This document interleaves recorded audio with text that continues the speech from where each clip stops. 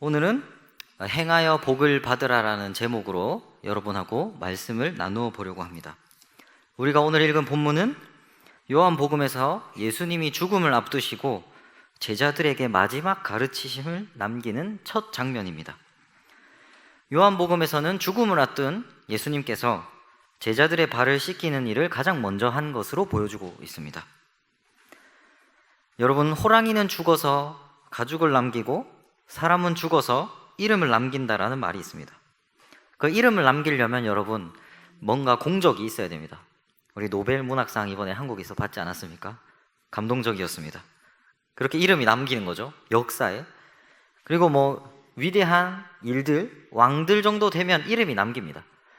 죽기 전에 뭔가 내 인생에 이건 해봐야 되겠다라고 강력한 걸 해야 내 인생이 허망하지 않구나라고 느끼는 게 보통 이 사람입니다. 그러나 오늘 주님께서는 아주 평범한 일을 시작하십니다. 복음서에서는 예수님의 기적 사건들이 굉장히 많이 기록되어 있습니다. 여러분도 다 아십니다. 치유하시고 일으키시고 모으시고 부르시고 떡 여러 개 하시고, 그런 기적 사건들을 죽음을 앞두고 더 크게 보여주실 수도 있었을 겁니다. 마지막 죽음을 앞두고 대단한 기적을 보여주시는 겁니다.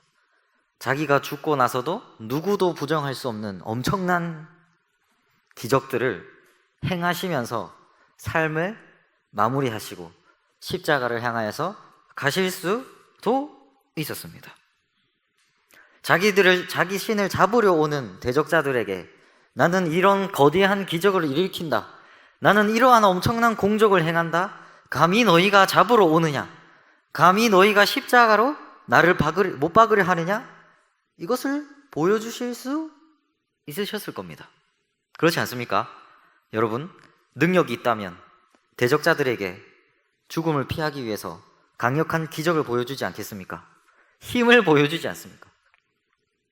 하지만 오늘 예수님은 그 수많은 무리들을 다 제치시고 제자들과 밥을 먹고 계십니다. 이제 곧 잡히실 텐데요. 예수님은 사랑하는 제자들과 밥을 먹고 밥만 먹은 게 아니라 그들의 발을 한 사람 한 사람 씻어주고 계십니다. 죽음을 앞두고 너무 평범하지 않습니까? 너무나 일상적인 이야기가 아닙니까? 밥을 먹고 관계를 맺는 이 발을 씻는 것에서는 여러분 어떤 기적적인 요소도 없습니다. 뭔가 이적 같은 게 없습니다. 오직 제자들과 예수님만 있습니다. 무릎 꿇은 예수님이. 여러분, 죽음을 예상할 수 있다면, 여러분이 언제 죽을지 알 수 있다면 여러분은 무엇을 하시겠습니까? 물론 죽음을 아는 것은 그리 유쾌한 일은 아닙니다. 매일매일 불안에 떨어야 되니까요. 수명이 깎여나가는. 근데 어느 날 단 하루 정도 살 수 있다는 말을 갑자기 들었어요. 그럼 여러분 뭘 하시겠습니까? 저는 일단 전화번호부터 눌러야 될 것 같습니다. 동생한테 내일 죽는다 동생아, 밥 좀 먹자. 아니, 어머니 제가 내일 죽는답니다. 밥 드시죠. 친구들한테 연락을 할 겁니다. 그리고 참으로 미안한 일 있으면 미안하다, 용서해달라, 부모님 감사합니다, 이런 마지막 인사를 나누고 정리할 겁니다.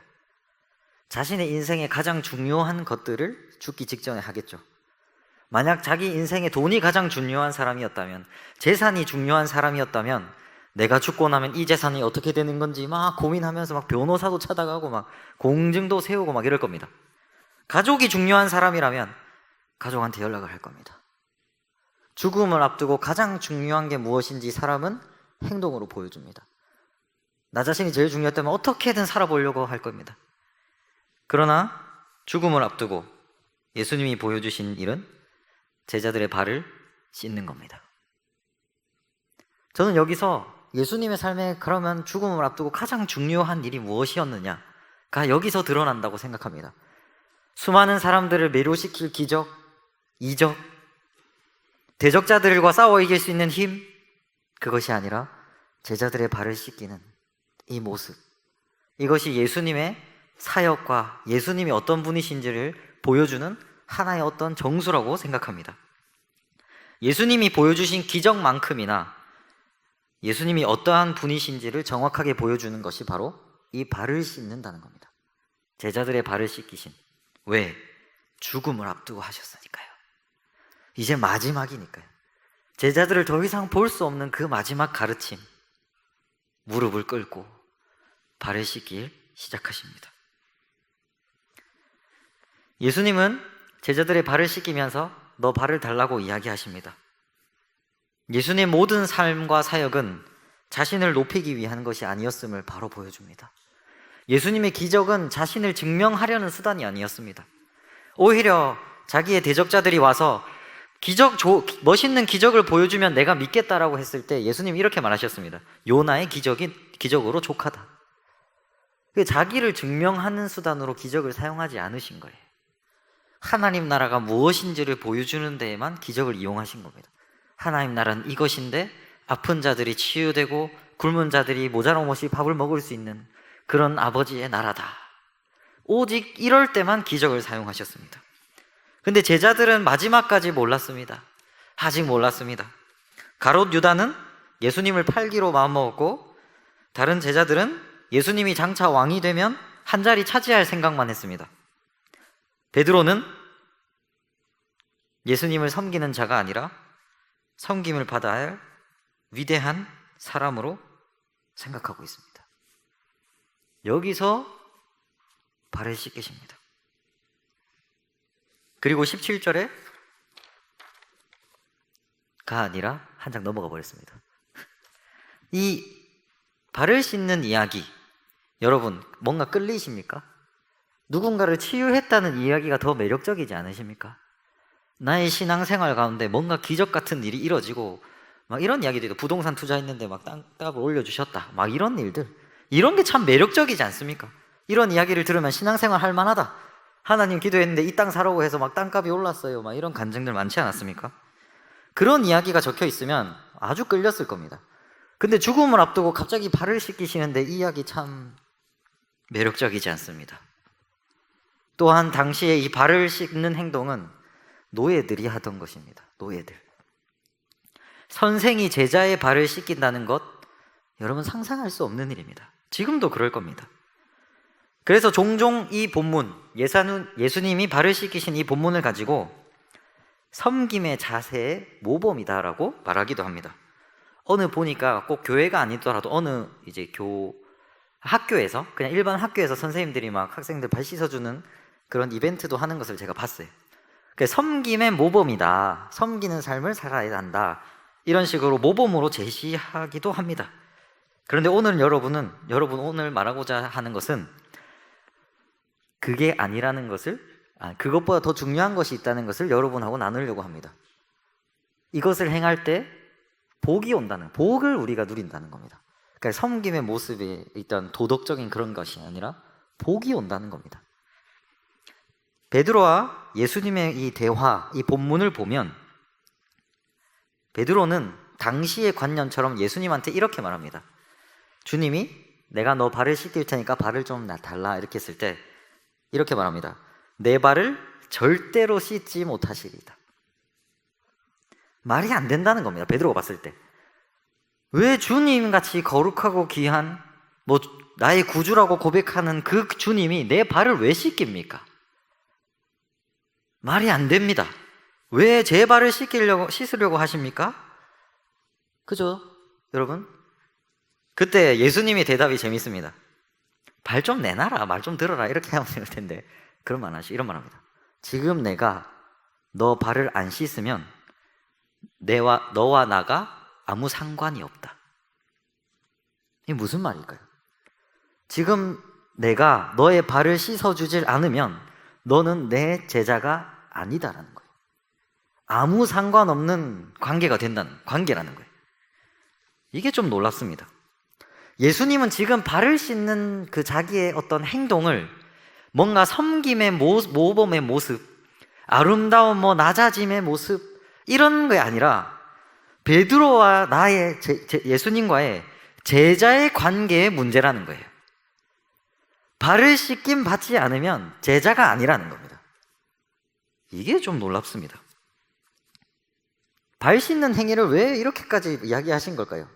너가 발을 지금 나한테 주지 않아서 내가 너의 발을 못 씻으면 제자가 아니다.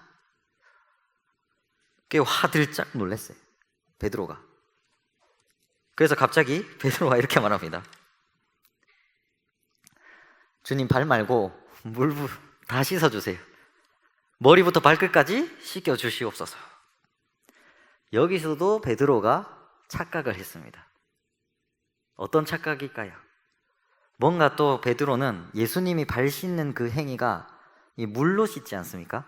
당시에는 물로 사람을 깨끗하게 할 수 있다는 통념이 있었습니다. 이 위생 말고요. 위생 말고 뭔가 사람이 죄 씻음을 받을 수 있다. 그러니까 의롭게 될 수 있는 아까 하나의 수단으로서 깨끗한 물이 있었어요. 그러니까 베드로는 예수님이 나랑 관계 없다고 하니까 이 물로 예수님이 나를 뭔가 깨끗하게 치유해 주시려는 모양이다, 이렇게 생각한 거예요. 그래서 갑자기 나랑 관계 없다고 말하니까 머리부터 발끝까지 씻겨주세요 주님, 이렇게 말한 겁니다. 왜? 기적을 얻고 싶으니까, 물로 깨끗해지고 싶으니까요. 뭔가 대단한 걸 주님이 지금 하고 계시는구나라고 베드로가 한 번 더 착각을 했습니다.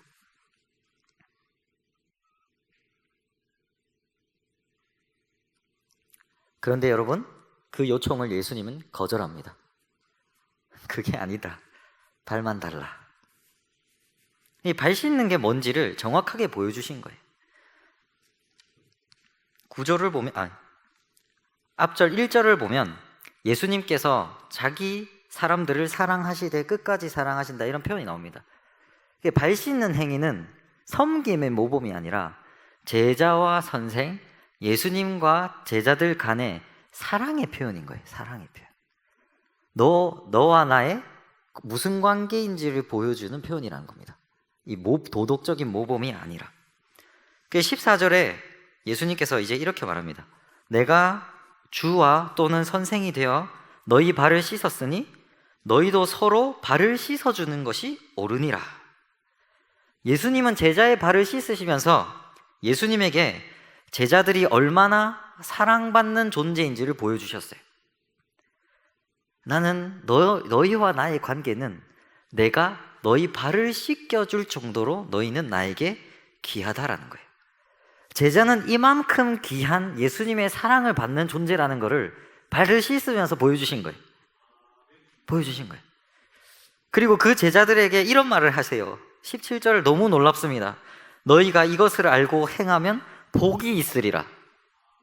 여러분, 이 말은 뭔가 도덕적으로 섬김의 모습을 살면 복을 얻을 거야, 이 말이 아닙니다. 너희가 제자로서 예수님의 사랑을 얼마나 크게 받는지를 알고 그것을 받아들일 때, 그리고 그 받은 사랑을 다시 사랑으로 보여줄 때 복이 있으리라고 말씀하시는 거예요. 조금 더 구체적으로 들어가겠습니다. 왜냐하면 발을 씻었는데 복 받는다는 이야기는 여러분 처음 들어보셨을 겁니다. 잘 들을 수 없는 이야기입니다. 제자들은 죽음을 앞두고 예수님의 진실된 가르침을 깨닫지 못했습니다. 너희는 나의 사랑받는 나의 제자들이다. 그런데 여러분, 제자들은 어떻게 됐죠? 예수님이 잡히셨을 때 제자들은 다 도망을 갔습니다. 베드로는 예수님을 부인을 했습니다. 예수님의 제자의 길을 다 스스로 포기하는 거예요. 이건 이 말입니다. 예수님의 사랑 받기를 놔버린 겁니다. 이제 난 제자가 아니라고 선언해버린 겁니다. 왜? 예수님이 이제부터는, 지금 본문부터는 기적도 없고 멋진 것도 없고 대적자와 뭔가 대화로 지혜를 보여주시는 행동도 없고 많은 사람들이 멋지다 박수 쳐주는 것도 없고 처참하게 끌려가시는 십자가의 모습만 보이기 때문입니다.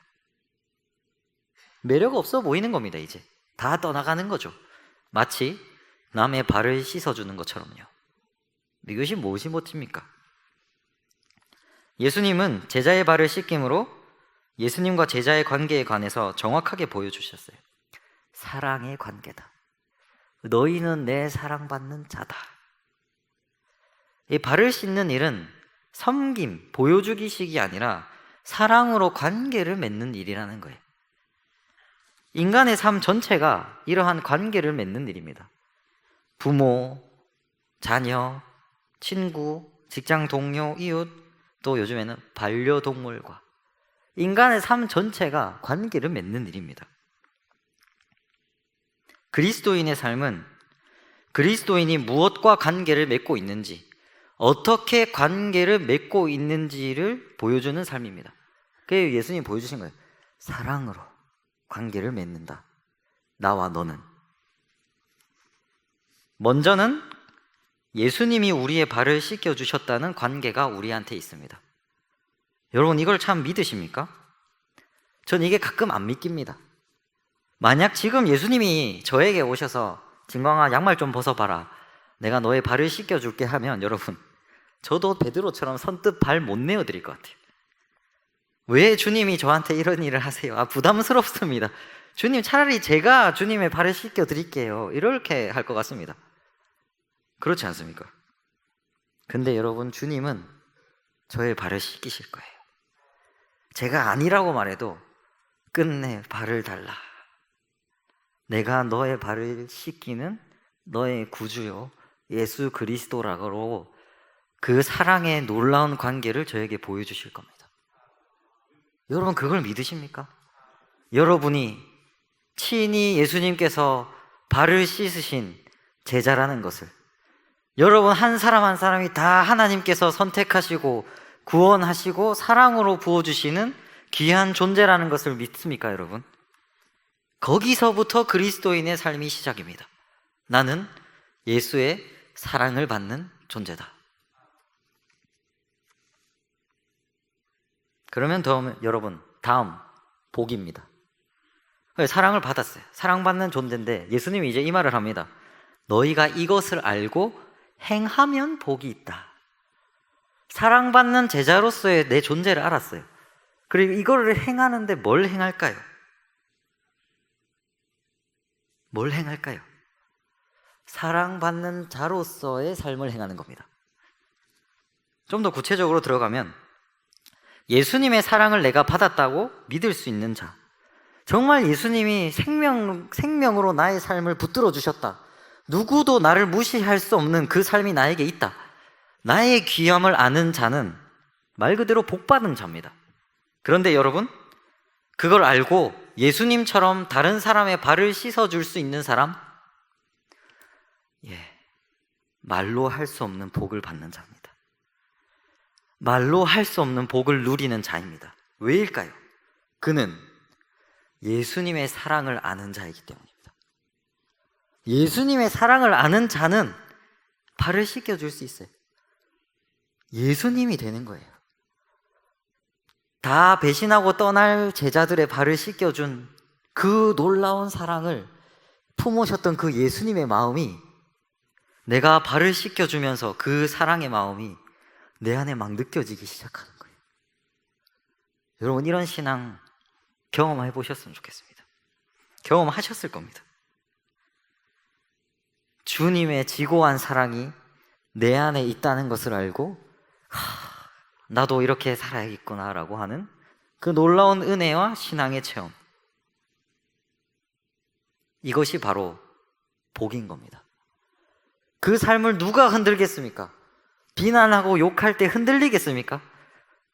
삶이 조금 흔들리고 직장 생활이 비틀리고 다른 사람이 보다 좀 못나게 살고 아파트 평수가 좀 작고 재산이 좀 작고 다른 사람 앞에 내세울 게 좀 없는 그 삶이, 여러분 스스로 내가 못 산다고 생각하겠습니까?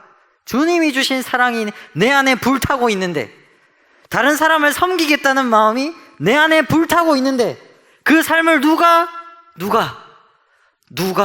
작다고 하겠습니까? 누가 복 없는 자라고 하겠습니까? 그 예수님이 말씀하시는 거예요. 너희가 이것을 알고 행하면 복이 있으리라.